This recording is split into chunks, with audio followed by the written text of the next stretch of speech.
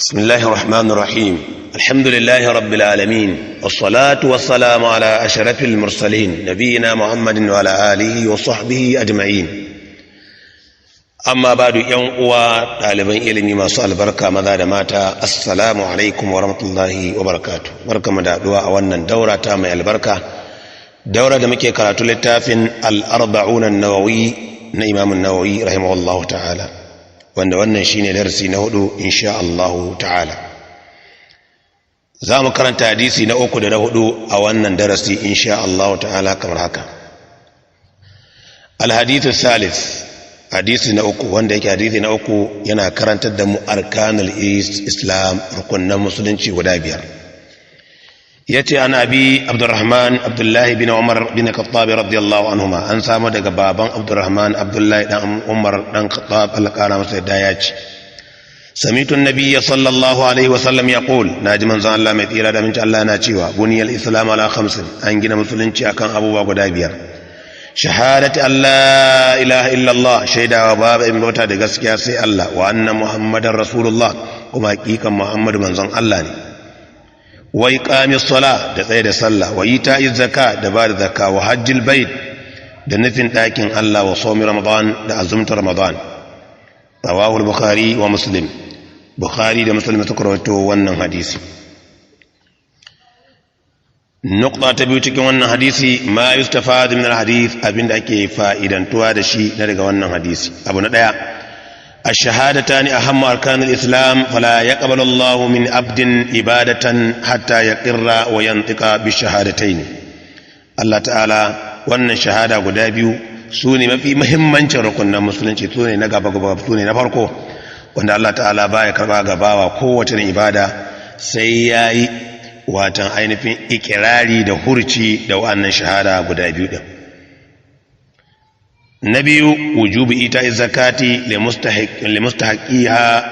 وأن ذلك من أركان الإسلام واتن وجبتين بعد زكاة وأن زكاة تنشنش أباس زكاة wannan kuwa yana daga cikin rukunan musulunci na uku wujubi hajji baitullahi alharam liman kana mustati'an wajibcin nihin dakin Allah mai harama mai albarka mai daraja ga wanda ya kasance mai iko wannan kadan ne daga cikin ma yustafadul hadis akwai wasu da dama kana iya karanta littafin hadisin za ka ga wannan fa'idodin da yawa nukta ta uku fawaidu ta ta'allaqu bil hadith fa'idodi da suka rataye da wannan hadisi fa'ida ta farko da zamu iya wanda take shahi wannan hadisi shine at-tahdhir min at-tahawun bis salah tsoratawa kwarai da gaske game da wulakantar da sallah tawa'ada Allah tarikus sala Allah yayi alƙawari ga mai yayi kace ya kuma yi tanadi ga mai jinkirin sallah mai barin sallah ya mishi alƙawari bi talata audiya watan da ainihin wasu watan rahuka ko kuma rijiyoyi guda uku fi jahannama cikin wata jahannama ahaduma dayan su yusamma al-ghay ana ce mata gayya fa khalafa min ba'di mukhalifun adaa'u salata wa tabu shawati fa sawfa yalqawna gayya نبي يسمى ويل أنا كنت ويل فويل للمصلين الذين هم عن صلاتهم ساهون نوكو أنا كنا سكرا ما سلككم في سكر قالوا لم نكن من المصلين ولم نكن للمسكين وكنا نقود مع الخائرين حتى أتانا اليقين الحديث الرابع حديثي نهدو أنا عبد الله بن مسعود أن سامود عبد الله بن مسعود رضي الله عنه الله قال ما سيدا قال ياتي حدثنا رسول الله صلى الله عليه وسلم من ذا الله mai tsira da amincin Allah ya ba mu labari wa huwa as-sadiqul masduq shi mai gaskiya ne kuma abin gazgatawa ne yake cewa in adakum lallai dayan ku yujma'u khalquhu ana tara littasa fi badani ummihi cikin mahaifiyarsa 40 yawman nutfa kwana 40 yana mani thumma yakunu alqasan nan ya kasance gudan jini mithlu zalika misalan kwana 40 ثم يكون مضغة سنة يكتنشي صوكا مثل ذلك مثال كوانا 40 ثم يرسل إليه الملك سنة يكو ملائكة زوا غريش فينفق فيه الروح يهور ري أشكنسا ويؤمر بأربع كلمات أو مجيدة كلمة ميقو داود بكتب رزقي دربوتن أزكنسا وأجله دا أجلنسا وأملي دا أيكنسا وشقي أو سعيد سنة ميربوني مرسا أزكيني داوتا كوكو ميربوني دا الجنة fa wallahi alladhi la ilaha ghairu ina rantsuwa da wannan da babu abin bauta wanda ba shi ba in ahadakum lalle dayanku la ya'malu bi amali ahli janna yana yin aiki irin aikin aljanna hatta ma yakunu bainahu wa baina ila dhira har sai ya kasance tsakaninsa da tsakaninta babu komai sai dhira'i daya fa yadbiqu alayhi alkitab sai littafin rishin arziki sai ya riga akan shi fa ya'malu bi amali ahli nari sai ya je aiki irin aikin yan wuta fa yadkhuluha sai ya mutu akan wannan aiki sai ya shiga wuta wa in adakum lalle dayanku la ya'malu bi amali ahli nari yana yin aiki irin aikin yan wuta hatta ma yakunu bainahu wa bainaha illa dhira sai ya kasance ba abin da ya rage tsakanin wutan nan sai dhira'i daya fa yasbiqu alayhi alkitab sai littafin arziki ya riga zuwa akan shi fa ya'malu bi amali ahli janna sai ya aiki irin aikin aljanna fa yadkhuluha sai ya ainihin ya mutu a cikin wannan hali sai ya shige aljanna rawahu al-bukhari wa muslim bukhari da muslim su suka ruwaito wannan hadisi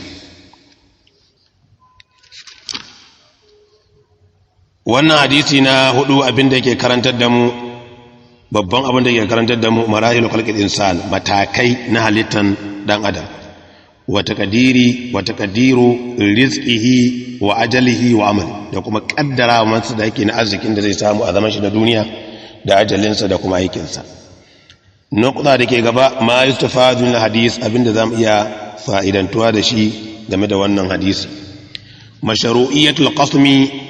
ala al-khabar as-sadiq litaqidihi fi nafs as-sami'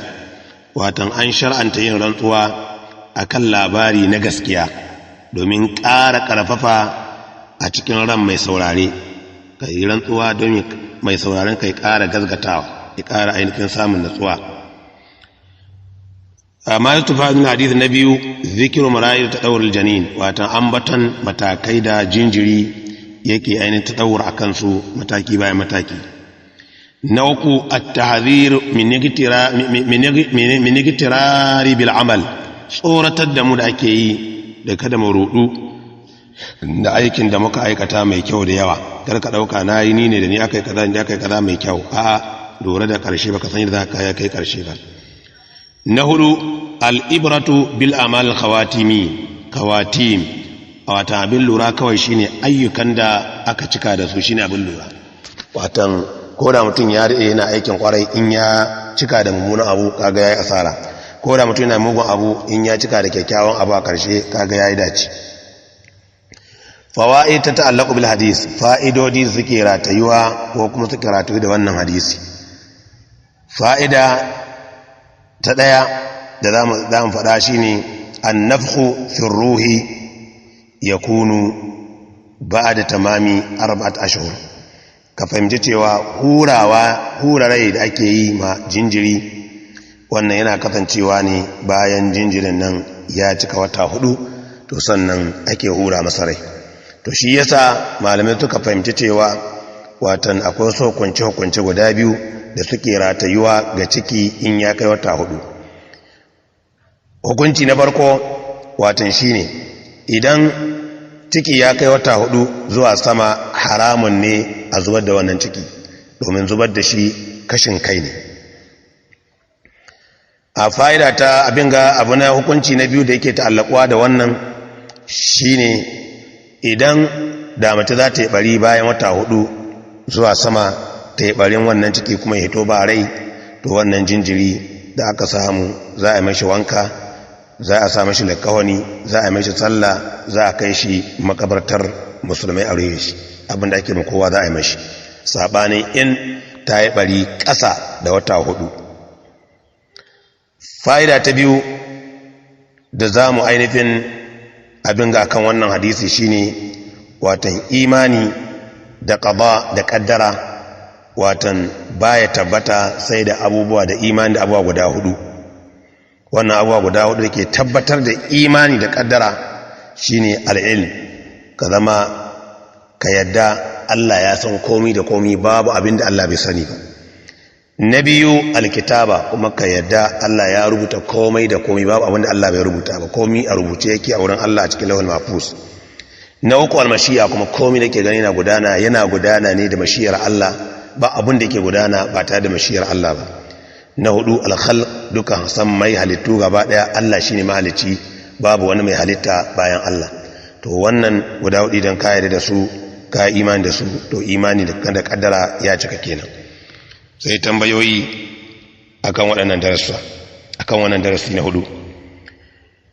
tambaya ta farko udhkur ithnaini mimma yastafadu min alhadith althalith wada mana abu guda biyu da za ka iya fa'idantuwa daga hadisi da uku tambaya ta biyu li khalqil insani marahil udhkur ithnaini minha alitta mutuna da wasu matakai fada mana biyu daga ciki tambaya ta uku udhkur fa'idatan min fawaid tata'allaqu bil hadith ar-rabi wada mana fa'ida daya daga cikin fa'idodin suka ratayu da hadisi na hudu tambaya ta hudu udhkur fa'idatan min fawaid allati tata'allaqu bil hadith ath-thalith wada mana fa'ida daya daga cikin fa'idodi suka ratayu da hadisi na uku anan ne zamu ce wa sallallahu ala sayyidina muhammad wa ala alihi wa sahbihi ajma'in assalamu alaikum wa rahmatullahi wa barakatuh